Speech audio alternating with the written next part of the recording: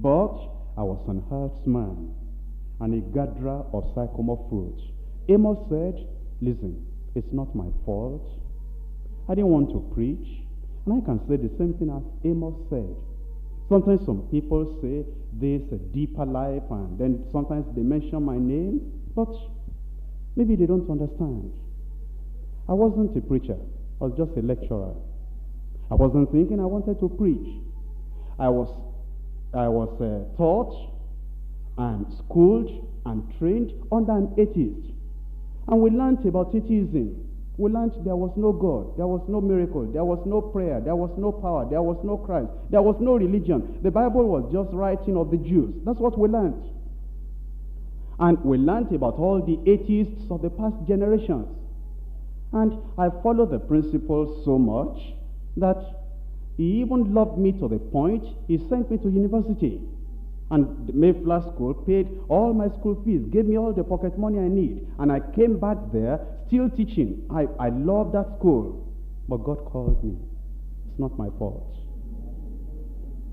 And all the things that they taught us before, I began to see they are not true, that there is God. And I didn't know about knowing God. I wasn't planning I would serve God. I wasn't running after God saying, Lord, I want this, I want this, I want that. I was getting in all these principles and atheistic ideologies. But then God spoke his word to my heart and said, give me your heart. And it was real. That I stand at the door and knock. I couldn't see him, but I was hearing the knock. It was deep. I could sense it. And then the altar call was made. I went forward. I prayed. Joy filled my heart. The things I did before, I couldn't do them anymore. All the time we were being taught on atheism. I was stealing library books from the school. When I got converted, I went to Tashola and I said, I've been stealing all the library books. I made all the confessions. And he looked at me and said, you have always been one of my good boys. I said, yes, but good boy did not really make it. I was still stealing and doing things that were wrong. He saw that a change came over my life. All my other friends at school, they said it will soon be over. They gave me 2 weeks, that all those things will be over. Almost 25 years have come and gone. It's not over yet. And I still love the Lord.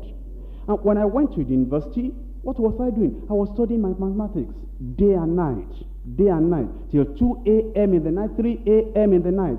I wasn't thinking I would be a pastor, I would be a minister. I was just burning the candle at both hands. When I came out with first class. Immediately they gave me scholarship to go for PhD. And that was my life. But I was feeling that God wanted me to preach. And if you ask people that knew me before, in about 8 years of Christianity in the church I was going, I never stood up, after I became born again, I never stood up to give a 1-minute testimony. I was so shy. I couldn't talk to people. I couldn't even witness to people.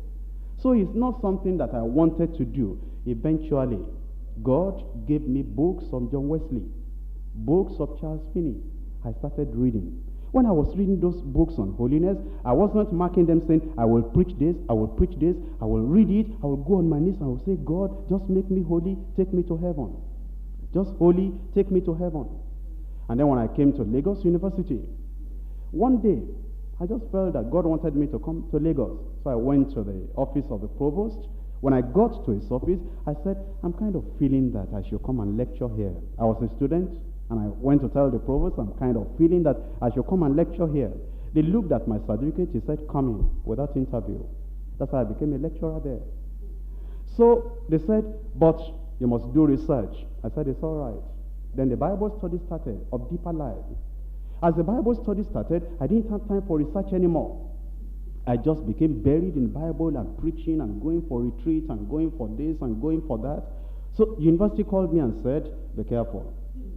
Because if you do not do the research, then we'll have to fire you. That means you'll have to go.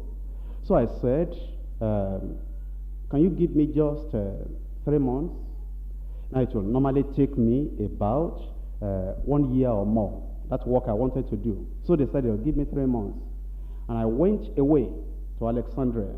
Within 3 weeks, I'd finished what I wanted to do.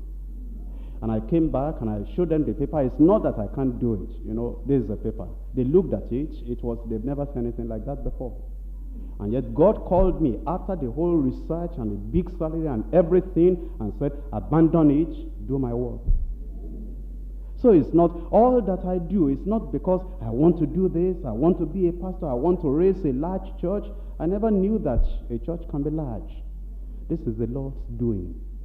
And he has sent me to tell other people that what he did with me, he can do with other people.